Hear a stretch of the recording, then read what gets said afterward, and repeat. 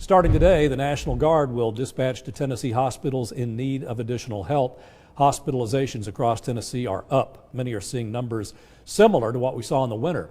Our Mary Frances Hoots listened in as the State Health Department Commissioner delivered this update. Dr. Lisa Piercy says this surge is different than the wintertime.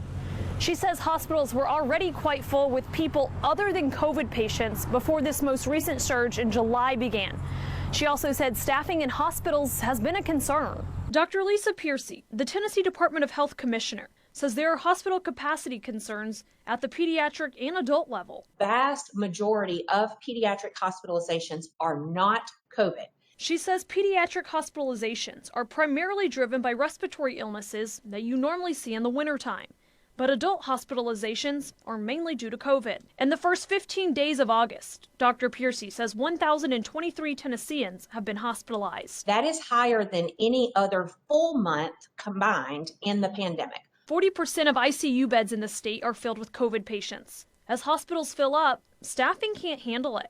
The state is supplying hospitals with federal relief dollars to provide staffing assistance grants and deploying the National Guard to hospitals that need it. We have them even worse now because there are nurses that are getting sick, and not just nurses, but all staff.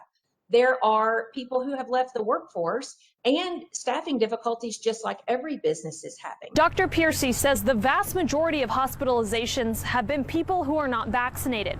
But she says vaccinations across the state have doubled in the last month, and about 100,000 people are getting the shot each week. In Hamilton County, Mary Frances Hoots, Channel 3 Eyewitness News.